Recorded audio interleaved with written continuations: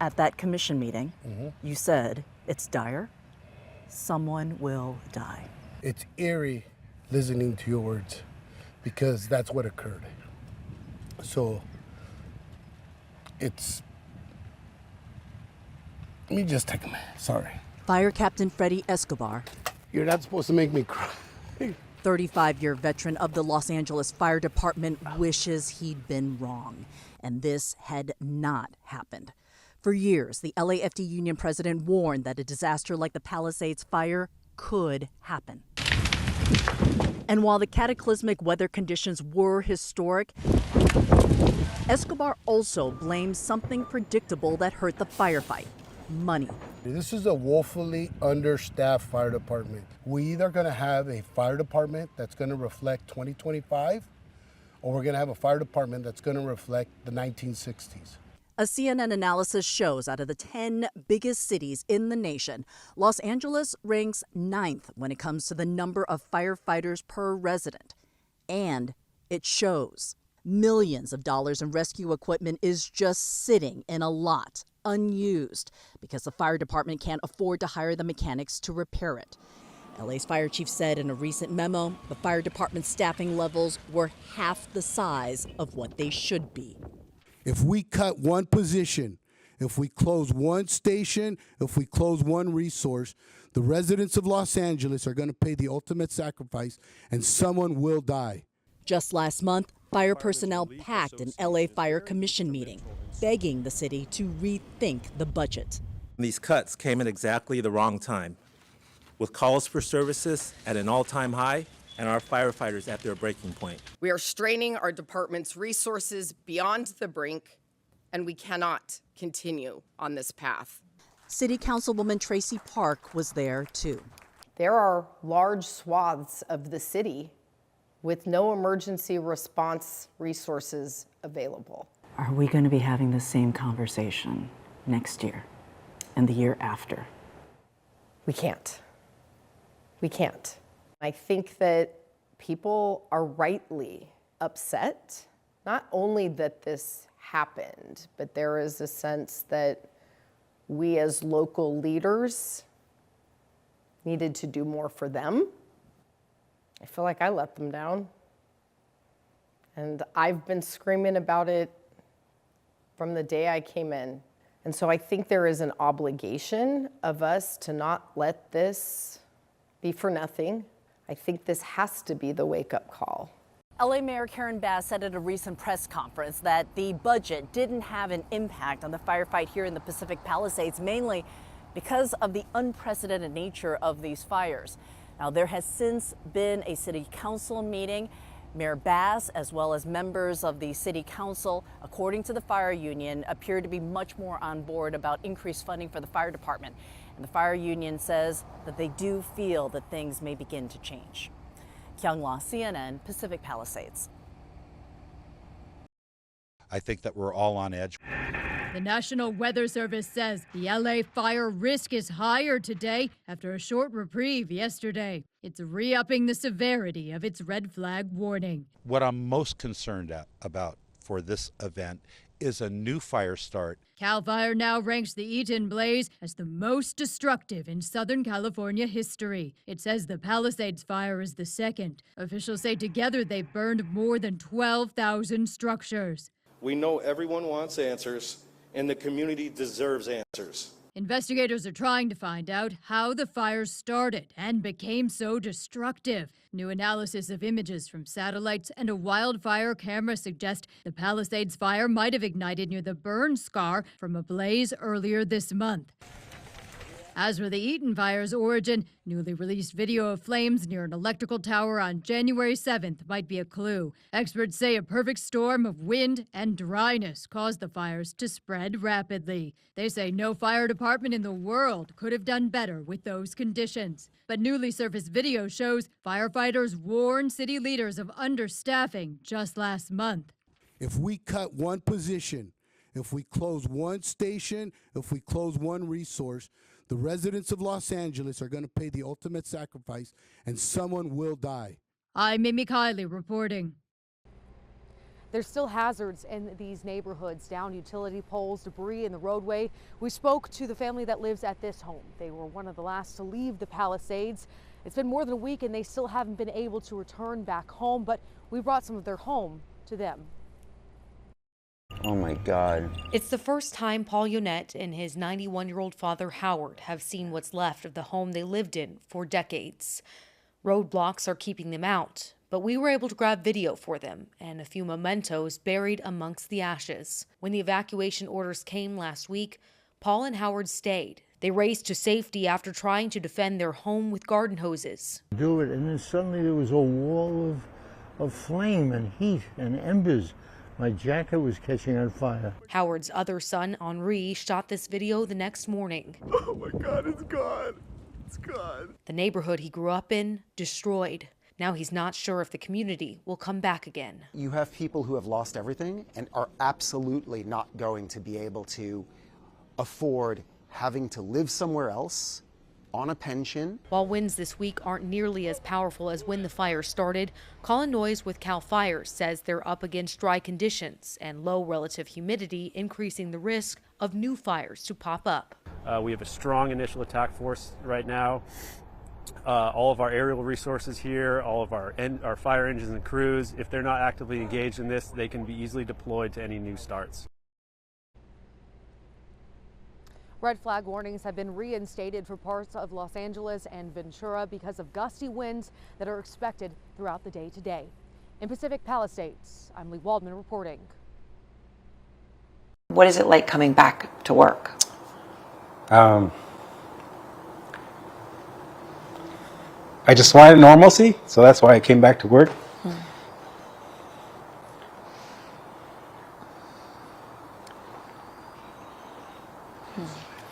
But it's never going to be the same for the kids.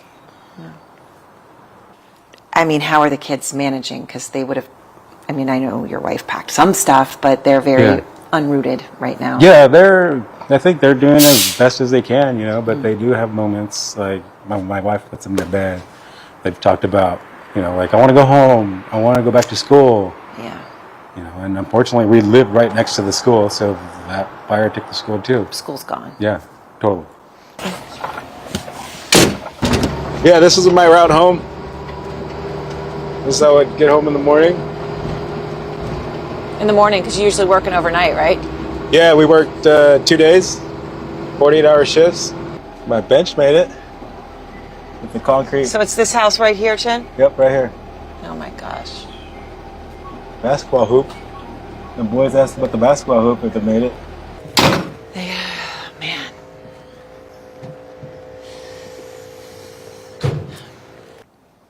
This is my garage. This is your garage? Yeah, we had just, like I said, we had just cleaned it up. Yeah, this was the front door. Little porch area.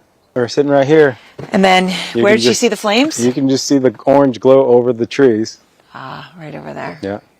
No, you're not going to take the boys back here, right? No. No. Yeah. We initially thought maybe we can come back and give them closure, but I don't think they need any of this. No. Yeah. No, I mean, they know, right? Yeah. So they... Yeah, we evacuated, so they know. And we told them that that's burned down. Our house is burned down. The school's burned down. So they're trying to figure it out. How long had you lived here, Chen? We were here probably like 7, 8 years. Oh. Yeah. Do you come back to Altadena? Do you stay in Altadena, or? Yeah, I mean, I grew up around here. I grew up in San Gabriel Valley. So we're not too far, and the plan of now is, we want to be back, and I think that's the feeling of most everyone on the street. Yeah. Oh, this is the baby grand that we had. You can see there's a piano. Yes. This is where we had our baby grand. You can see the metal insides the strings. with the Yeah, strings. you see the strings. Yeah. Yep. Oh my gosh. I mean, you see fire every day, right? You see destruction every day. But how is it different now that it's your own life? Yeah, I don't know, it's just indescribable. I mean, you know, when we go to a house fire, you kind of detach, you know, and you just try to do what's best for the homeowner, and you put their fire out, and we kind of salvage what we can. We pull what we can from them, and hopefully some of their stuff make it. But this is just just gone. Looking for his wedding ring. What's that? What's that? What's that? Let me see. What's That's that? it. That's it. That's it. That's it. Oh my God. Oh my God. Show me the ring. Show me the ring. Yeah, baby. Wow. Oh my God. Tim, what's your wife gonna say? She didn't know. But Oh, you hadn't told her? You didn't tell her you lost it? Now she's gonna know? now everybody knows. But we found it. Yeah, we found it. Yeah. You're all good. You're all Yes. good. What?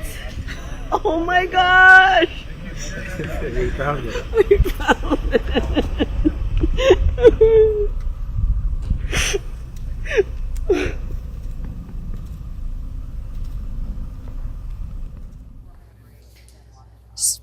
Something special about that moment and just what they're going through. You can help the Yu family by donating to their GoFundMe page.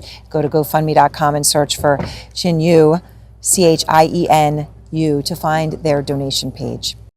In the past 24 hours, there's been little to no fire growth on both incidents. Wildfire confirming Wednesday morning that they may be getting the upper hand on two of the state's most destructive fires ever, the Palisades and the Eaton. As of midday, containment on both had risen slightly since yesterday. However, air quality is posing serious health concerns. Around 17 million residents are under advisories for wind-blown ash and dust through this evening. And there are many other fire zone hazards yet to tackle, including downed power lines, broken gas lines, hazardous materials, and unsafe water. The investigation into potential causes continues. Analysis of image from satellites and a wildfire camera suggests the Palisades fire may have ignited near the burn scar from a blaze earlier this month. And in the Eaton blaze, newly released video of flames near an electrical tower on January 7th might provide a clue to its origin. A CNN analysis of recent available data from the 10 largest U.S. cities and other comparable fire departments show LA's manpower lower than almost any other major city, a disparity that was echoed in this warning last month. If we close one station, if we close one resource, the residents of Los Angeles are going to pay the ultimate sacrifice, and someone will die. In Altadena, I'm Maribel Gonzalez reporting. Former Governor Jerry Brown, a Californian political icon, made the climate crisis a major focus of his administration, and he's joining us now from Northern California.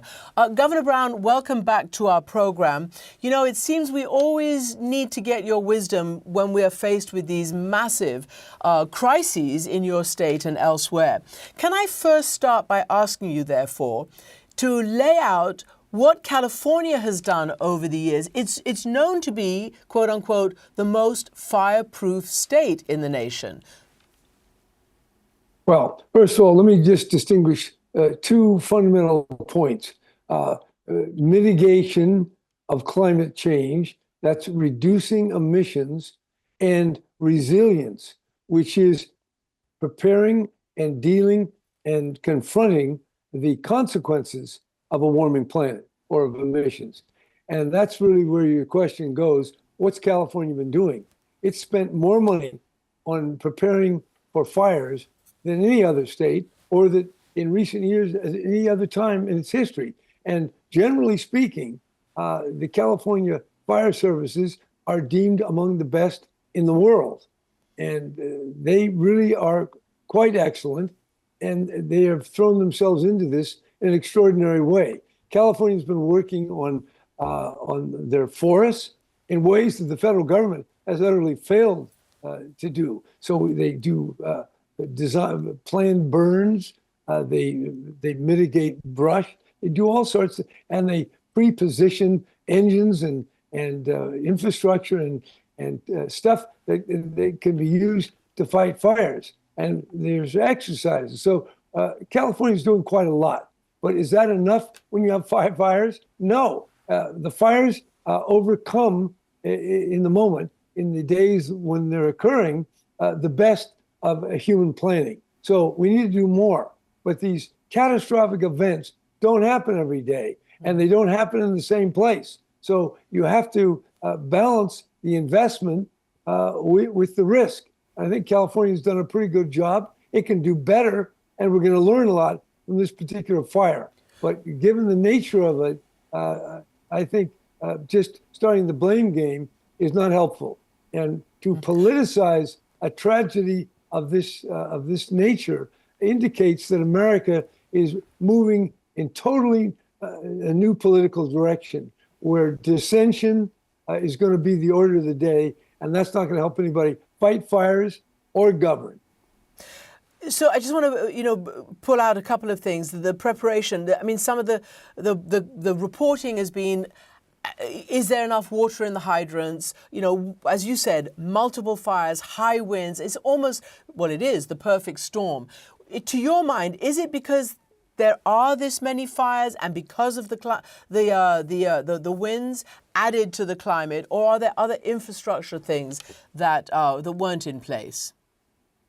Well, what I would say is, in trying to come up with a careful, thoughtful answer, it's not something you can do in the next few days. This is something that ought to be looked at very carefully with the federal and the state authorities doing their best and sharing the inquiry, not just popping off and say, okay, it's all Newsom's fault, it's all this, we didn't have the water, wasn't in the reservoir. I would hesitate to offer a well-grounded opinion that with the 5 fires, with the wind at 100 miles an hour, that such and such happened. We're still digesting it. And it's not any kind of science or normal judgment that you just start popping off after a few days. Why wasn't there water in the reservoir? Well, I heard because winter is the time to drain it when it needed to be fixed, full of pollutants. So there are a lot of explanations. I'm not going to try to say which are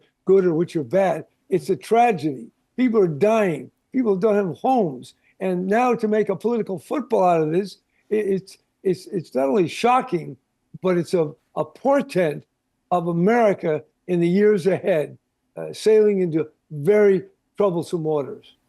And let me ask you, because we've been focusing a little bit on Capitol Hill, as you probably heard, the confirmation process has started there. And the Speaker of the House, Mike Johnson, suggested this Monday that then perhaps needed to be conditions for, aid to California.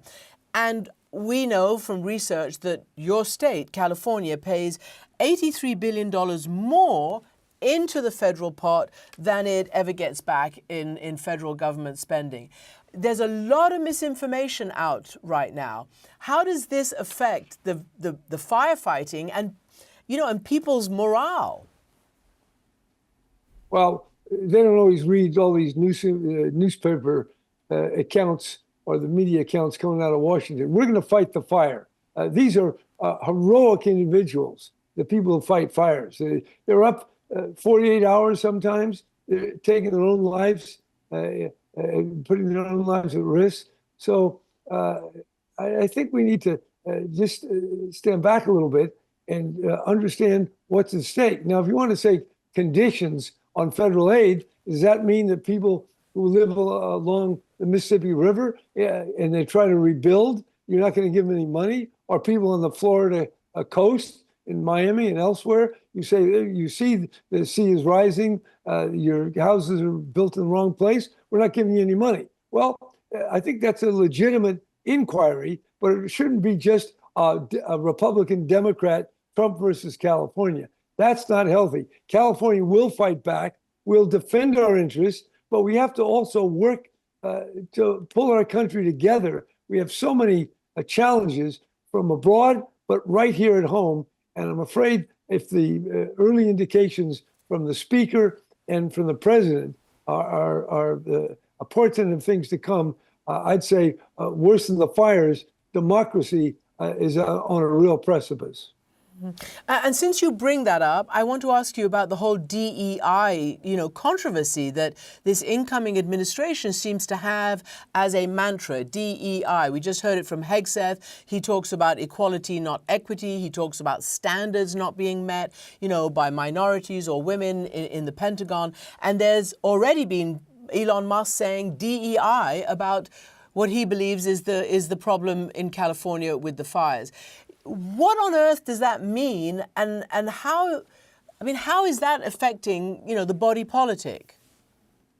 Well, first of all, for Musk's comment that DEI is affecting, has had something to do with a fire is ridiculous. That's absurd on its face. Secondly, there's no doubt that there are gross disparities in our society. I can tell you, I've been the chair of a charter school that I founded 23 years ago. And the low-income kids, people who are not so good at English, people whose parents are in the lower income, making $20,000, $30,000, $40,000 a year, they do much worse in school than more affluent families and kids. And these are our future. So yes, there is inequality. But does DEI perfect? No. They create little bureaucracies. And like anything, you take a position, you take a policy, and you push it too far. So DEI can well serve, can get some good reform. Not a problem, but don't throw out the baby with the bathwater. Let's be practical, have good standards, examine the standards, try promote equality as best we can, but don't make it just a political football. There's been some really stupid stuff connected with DEI, and the Republicans are teeing off on it. So the Democrats are going to have to wise up and accept changes that are warranted. Let me ask you about climate change, because obviously you brought it up at the beginning, and most of us who live abroad, are well versed in it. And the question is, will this focus Americans' minds on the problems with climate change? Because many have pointed to the scorching weathers, the burnt brush, the droughts, all the rest of it. And remember back in 2018 when there was the Paradise Fire in California, Trump went there, was with Governor Newsom, and this is what he said about how other countries do it. Take a listen. You look at other countries where they do it differently, and it's a whole different story. I was with the president of Finland, and he said, we have a much different, we're a forest nation. He called it a forest nation. And they spend a lot of time on raking and cleaning and doing things, and they don't have any problem. And when it is, it's a very small problem. So I know everybody's looking at that, to that end. Governor, you, of course, were governor then. Newsom was your lieutenant governor. He was standing next to you saying that. What do you make of it? Well, it talks about raking the forest. That's absurd. Also, I want to point out that the federal government owns half of the wildlands in California, half the forests. They're national forests, all right? And they manage really subpar, below what California expects. And the reason for that is 30% of their positions aren't even filled. They haven't put in the money to manage their own forests. So really, you ought to look in the mirror and see the dereliction there. But beyond that, managing these forests is challenging. They're overgrown. We need to spend billions more and forever. I mean, this climate is changing. The challenge is not going away, and we need to do more. So if you want to say not enough is being done, you're right. And we have to go further. But we're not going to do it fighting over raking, over pointing the finger here and there. Trump is very convincing to a lot of people. And whatever he says, half the people are going to believe him. But in this case, he's dead wrong.